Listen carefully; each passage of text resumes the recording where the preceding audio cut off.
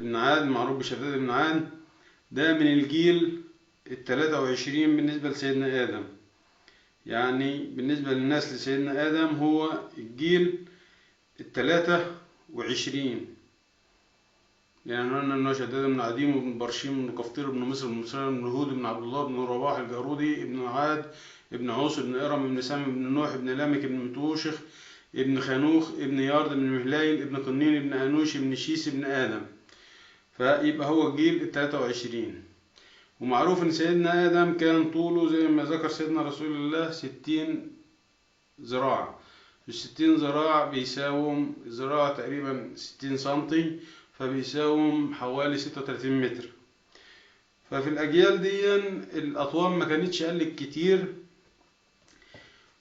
وبيقال إن قوم عاد كان ربنا زادهم بسطة في الجسم فعلا، زي ما سيدنا هود قال وهو يذكرهم بنعمة الله عليهم أن زادهم بسطة في الخلق في كل شيء بقى، في الجسم وفي العقل وفي الرزق وفي كل الأشياء، حتى أنهم قالوا من أشد منا قوة هل يعلمون أن الله الذي خلقهم هو أشد منهم قوة. ديا هم قوم عاد بناة مصر وأصل مصر وأساس مصر. فمصر أصلها عربي بنسبة 1,000,000,000%. وكل من يقول غير ذلك فهو كاذب لا يعرف أي شيء عن نسب المصريين. لكن اليهود ومكنتهم الإعلامية قدرت إنها توهم العالم كله وتوهم المصريين إن أصلهم فرعوني وإنهم فراعنة والكلام الفارغ ده، وده كله أكذوبة كبيرة جدا، لأن مفيش حاجة اسمها فراعنة. اللي معروف إن في فرعون واحد بس هو اللي مسمى بفرعون، اللي هو آخر ملوك المصرية القديمة، الدولة المصرية القديمة، ودي اللي عصر نهايات بني إسرائيل في مصر، وكان معروف عنه الظلم والكفر و فحبوا يشوهوا الحضارة المصرية العظيمة دي التي قامت على الإيمان والتوحيد، وأقامها المؤمنين والموحدون في هذا العصر، وهم الناجون مع سيدنا هود من قوم عاد بعد أن هلكت عاد الأولى، وأنه أهلك عاد الأولى. فدول هم عاد الثانية الذين نجاهم الله ونزلوا مصر وعملوا هذه الحضارة العظيمة في مصر، وهم أساس مصر. واتسمت مصر على اسم مصر اللي هو أبو جد شداد بن عاد ديا، اللي هو مصر ابن مصرايم ابن هود عليه السلام، واللي أسس مصر ونشأها هو مصرايم ده، وسماها مصر على اسم ابنه الأكبر مصر اللي مسك بعد كده منه الحكم. وزي ما قلنا مفيش حاجة اسمها فراعنة، والفراعنة دي أكذوبة لتشويه الحضارة المصرية القديمة وإلصاقها بالكفر والظلم والعدوان، لكي يقال أن هذه الحضارة قامت على الظلم والعدوان والكفر، وهذه أكذوبة بكل المقاييس. وزي ما قلنا إن شداد بن عديم ده جده ال21 هو سيدنا آدم، وإن سيدنا نوح هو الجيل العاشر، فسيدنا آدم الجد الثامن بالنسبة لسيدنا نوح، لأن نوح ابن لامك ابن توشلخ ابن خنوخ ابن يارد ابن مهلايل ابن قنين ابن أنوش ابن شيس ابن آدم. المشكلة إن الناس واخدة الكلام اللي اتقال لهم على إنه حقيقة، بالرغم من إنه معلوش أي أدلة.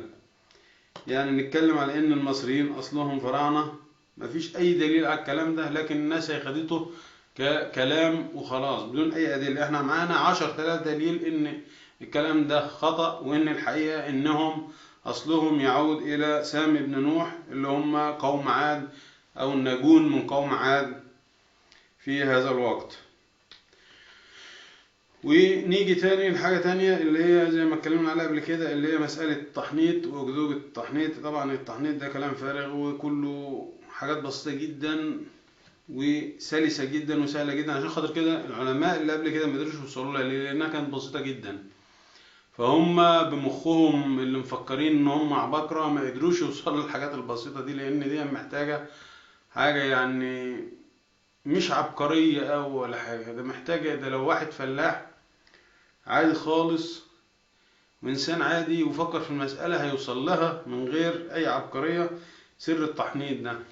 وزي ما قلنا قبل كده ان سر التحنيط هو ان هم كانوا بيستعملوا تراب الفرن اللي هو التراب الاحمر اللي هو ناتج من عملية الاحتراق بتاع المواد العضوية في الفرن البلدي القديم بتاعنا بتاع الخبيز والدس والكلام ده كله.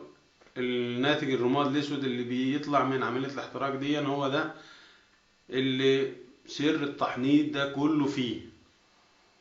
ان هم كانوا اكتشفوا ان الديدان بتنتج في الامعاء وفي المخ، فبدأوا يعملوا عملية نزع الامعاء والمخ من الجثث، يشيلوا الامعاء والمخ خالص ويركنوها على جنب، يحطوها في اوعية خاصة بيها، والقلب يحطوه في وعاء خاص لوحده برضه، ثم يبدأوا يرشوا هذا الرماد الأسود داخل هذه الجثث لكي يعمل عملية تدبيل لهذه الجثث، وبالتالي تضمر هذه الجثث ما تعفنش ولا ينتج فيها ديدان، لأن الرماد ده له خصائص كبيرة جدا، من ضمنها إن هو بيمنع الالتهابات وحدوث الميكروبات، وبيقضي على الميكروبات وبيقضي على الالتهابات والكلام ده كله، لأنه بيستعمل حتى مع الأحياء زي ما قلنا قبل كده في عملية خصي الجديان أو الخرفان لما بتيجي تخصي جدي أو خروف علشان خاطر تمنعه من عملية المباشرات الجنسية، فبالتالي يأكل ويشيل لحم ويزيد وزنه وكده،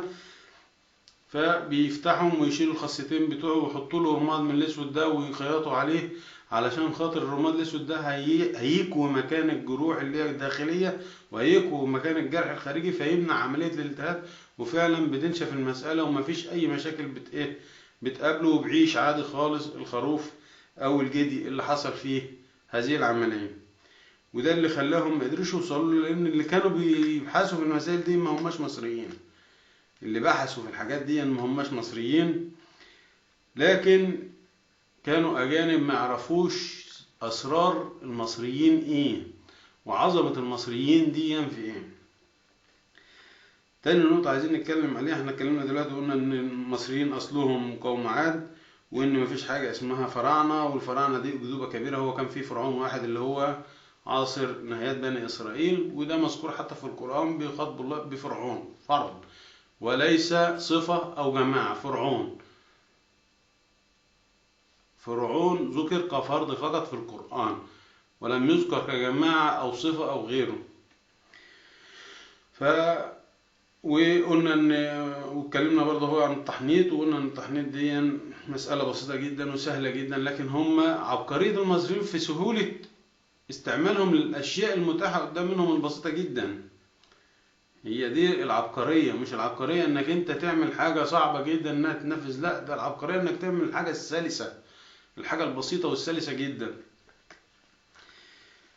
نيجي دلوقتي على نقطة تانية وهي مكانة مصر. زي ما قلنا مصر مكانتها أعظم مكانة ممكن تكون في التاريخ، لأن مصر هي بها أرض سيناء. أرض سيناء دي اللي ذكر عنها في القرآن الأرض التي باركنا فيها وأورثنا بني إسرائيل مشارق الأرض ومغاربها التي باركنا فيها. الأرض التي بارك الله فيها هي أرض سيناء.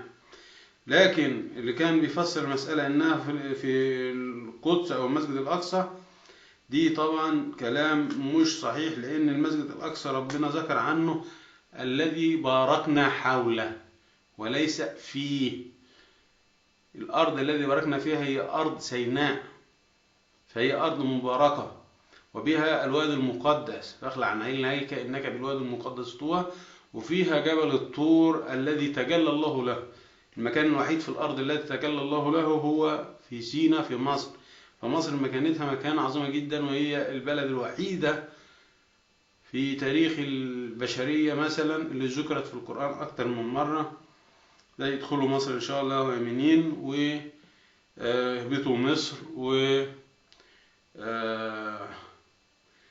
كثير من الآيات التي ذكرت اسم مصر فيها، لأنها أقدم بلد موجودة في تاريخ البشرية معروف، بالإضافة لأنها بلد قامت على الإيمان وعلى التوحيد وتقديس المصريين أو احترام المصريين الشديد لملوكهم، في الوقت ده كان جاي من إنهم الأسرة الحاكمة اللي كانت موجودة في الوقت دي كانت تنتمي بنسبها إلى مصر ابن مصرايم ابن هود عليه السلام، فكانوا بيحترموهم جدا لأنهم أبناء نبي الله سيدنا هود